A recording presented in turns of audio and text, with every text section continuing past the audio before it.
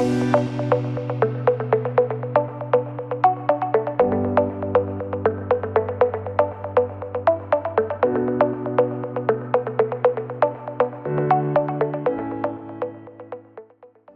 bija patikami redzēt, ka ļoti daudz jau Power BI no jums izmantojuši un pazīstami, jo, informācija reprezentēt būtu svarīgi.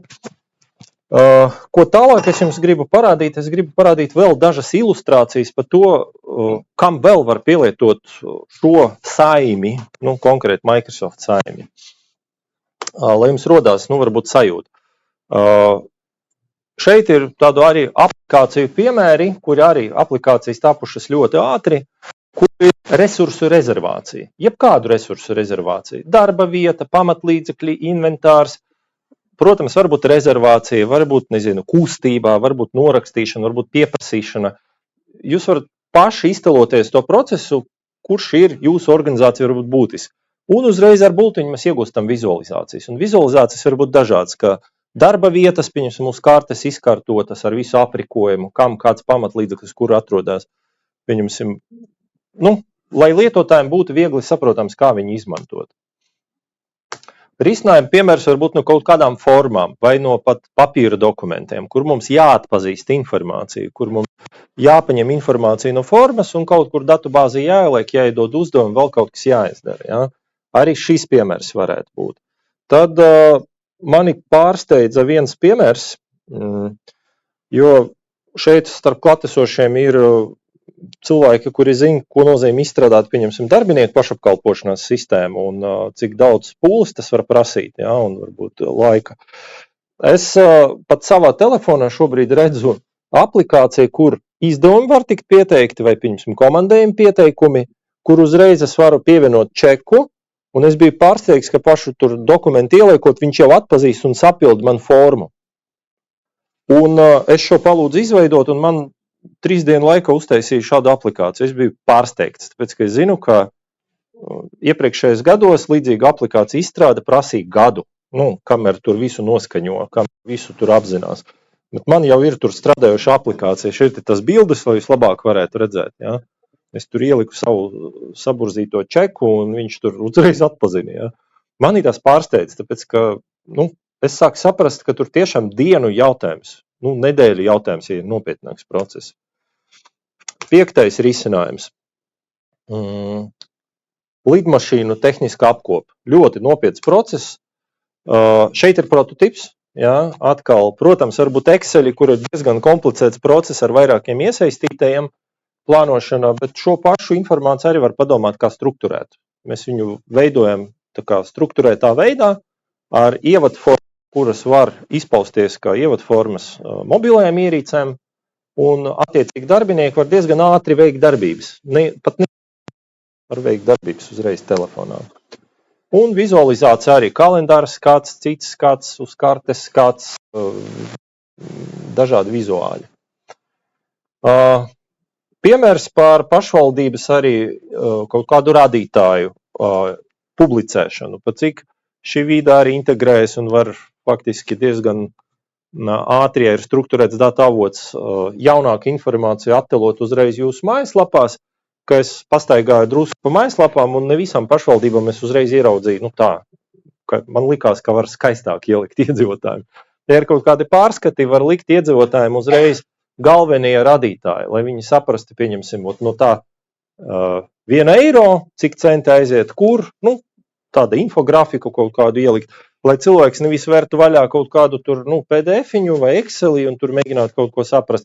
Bet mēs iedodam smuku kopsavilkumu, ja tu gribi atver arī PDF-iņu palasi. Ja? Un ja mums ir strukturēts datu avots, tad mēs esam pārliecināti, ka mūsu mājaslapā arī vienmēr ir aktuāla informācija.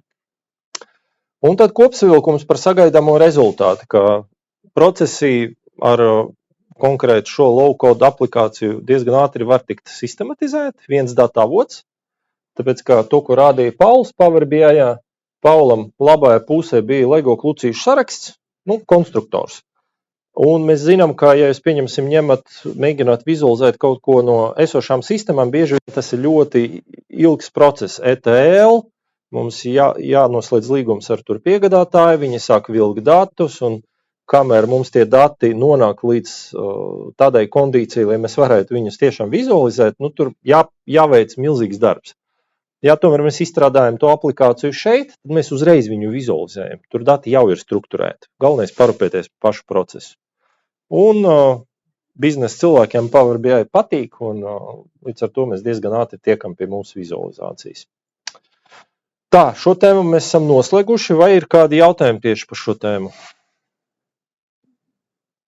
Tā, tad mēs pārējām pie pēdējās, un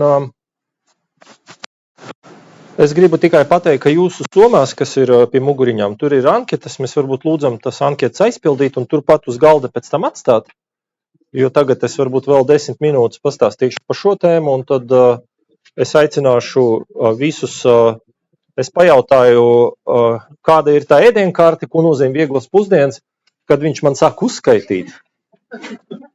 Es pat pa smagām pusdienām to nenosauktu, es nosauktu to, nezinu, par furšetu.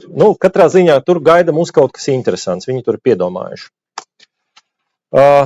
Jautājums sekojušais tēma. Kā uzsākt digitālo transformāciju jūsu iestādē? Ar ko sākt? Kā ieinteresēt un iesaistīt kolēģus? Un kā sasniegt jūsu organizācijas mērķus?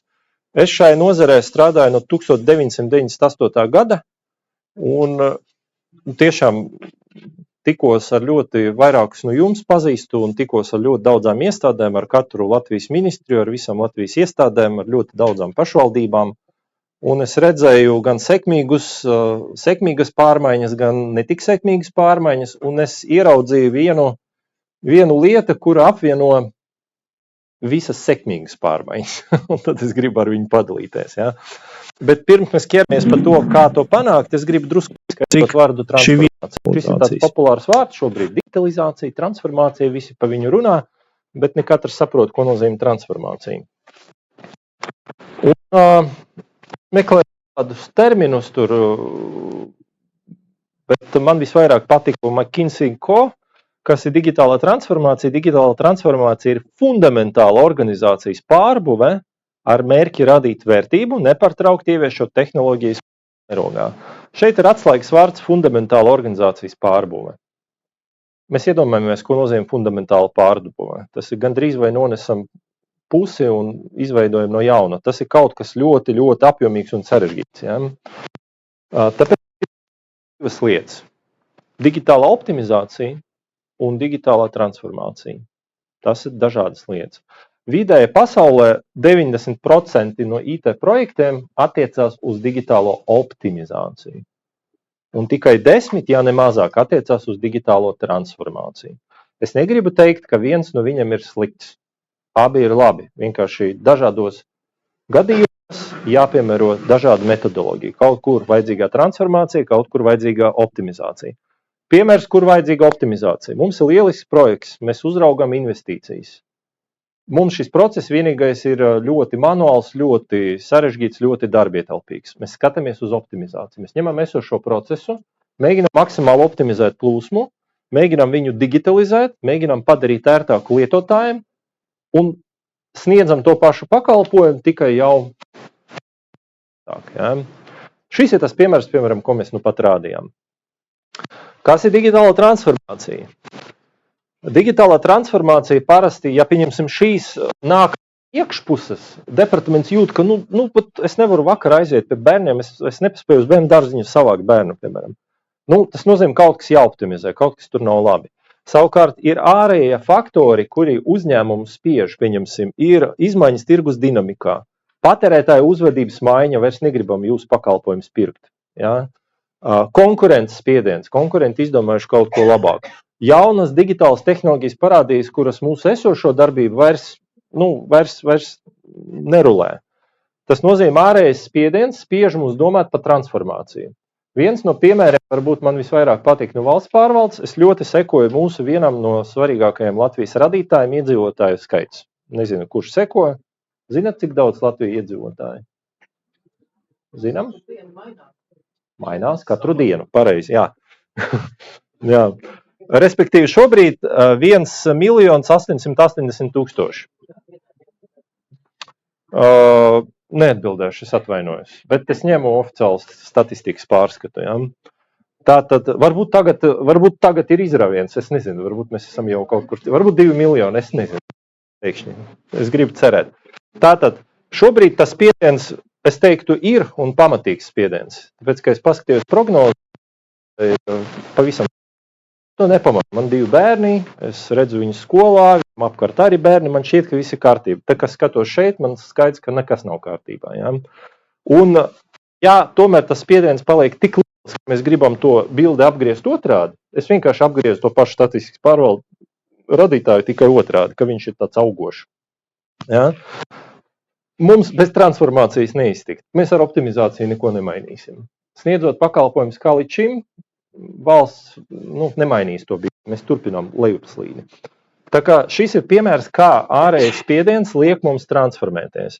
Jautājums, mēs spēsim to izdarīt, tas ir cits jautājums. Ja? Vēl piemēri no transformācijas un optimizācijas. Optimizācija mēs gribam citu taksiju, ērtāku, ātrāku, varbūt tur ar, nezinu, elektromotoru, varbūt pat bez šofera. Tā joprojām ir optimizācija. Transformācija, kad mēs vispār domājam, priekš kā mums tas taksija? Taksija mums vajadzīgs, lai dotu mobilitāti. Kā mēs vēl varam mobilitāti? Varam ar skuteriem. Priekš kā mums vispār mobilitāti? Tāpēc, kā mēs gribam kaut ko risināt. Kā vēl var kaut ko risināt? Varbūt vispār var nekur nebraukt, nezinu, Teamsās sazvanīties un kaut ko atrisināt. Respektīvi, mēs sākam transformēt vispār formu un veidu, kā mēs to pakalpojumu sniedzam. Un pašu pakalpojumu varam likvidēt, sāk sniegt pavisam citu ko. Ja? Un bieži vien tas, kamēr mēs esam kaut kur augšā ar savu labu pakalpojumu, mēs nepamanām, ka apakšā jau cits uzņēmums sāk transformēt kaut kādu pakalpojumu izdomāt. Un drīz viņš jūs no tirgus izstums. Ja? Tā kā abi rīki ir izmantojumi. Un kā es teicu, optimizācija parasti spiediens nāk no apakšas, ka pats departaments var pamanīt, ka viņam kaut kas nav labi un grib kaut ko optimizēt sev. Savukārt transformācijas biežāk tomēr nāk no augšas, kad mēs saprotam, ka tā dzīvot vairs nevar, organizācija nevarēs pastāvēt, tūlīt cilvēks atlaidīsim vai vēl kaut ko, kaut kas jāmaina. Ja?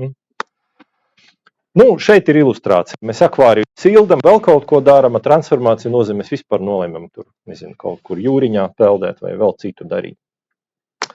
Un transformācijas piemērs bija, kad Henrijam Fordam pajautāja, ja, if I would have asked people what they wanted, they would have said faster horses. Viņš savulaik pamanīja, ka tad, kad visi gribēja ātrākus zirgus, viņš tomēr uzlika savu konvejeru un sāka ražot automobiļus lielā daudzumā, ar ko transformēja vispār visu loģistiku. Un kā uzsāk digitālo transformāciju jūs iestādē. Un es gribu teikt, ka tas pirmais punkts ir tas, kas vieno visus veiksmīgus pārmaiņas gadījumus. Tātad, kad organizācija atrodas kaut viens cilvēks, kurš tic, kurš ir iedvesmots un spēj iedvesmot citus, neskatoties uz pretestību, nebaidās no pārmaiņām, gatavs pacelt karogu un neatlaidīgi viņu tā kā nest, tādās organizācijas pārmaiņas notiek. Pozitīvas pārmaiņas notiek. Jo lielākā daļa no cilvēkiem tomēr organizācijas tie, kuri nevis domā, kā izdarīt, bet domā, kāpēc tas nav iespējams, vai kas mums traucē, vai par ko mums vēl jāpadomā. Cilvēki, kuri domā, ka par ko vēl jāpadomā un uzdod šos jautājumus, viņi ir ļoti vajadzīgi, lai tā kvalitāte rastos.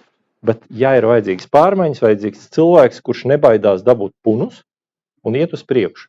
Es arī šai auditorijai zinu dažus tādus cilvēkus, man ir pieredze, es redzēju dažādās valsts pārvaldes iestādēs tādus cilvēkus, kur nestoties uz to, ka ir vairāk ierobežojumi, vairāk faktori, par ko tevi var sodīt.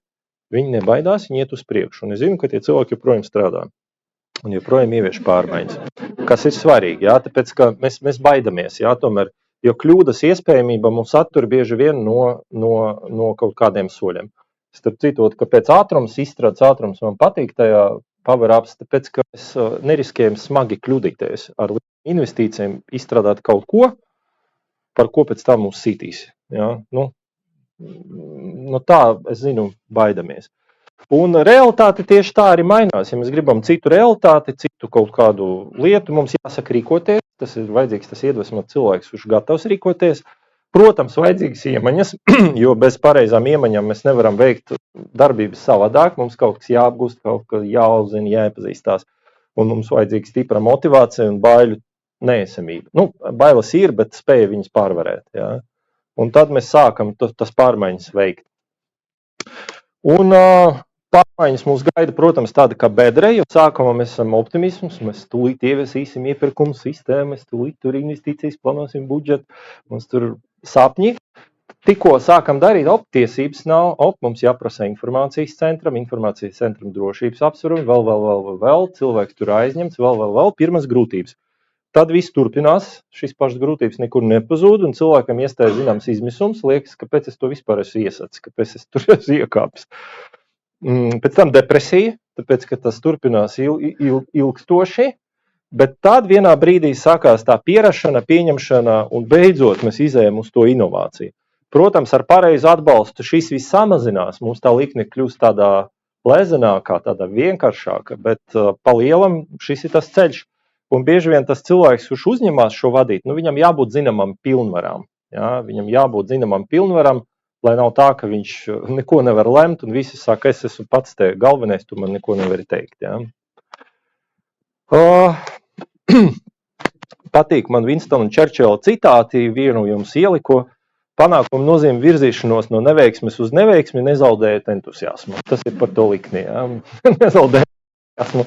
Kāpēc? Tāpēc, ka mēs gribam kaut ko labāku padarīt mūsu lietotājiem un gala rezultātu pakalpojumu saņēmējiem. Valsts pārvalde, pašvaldības no pakalpojumu saņēmējs ir mūsu svarīgākais Latvijas pilsonis.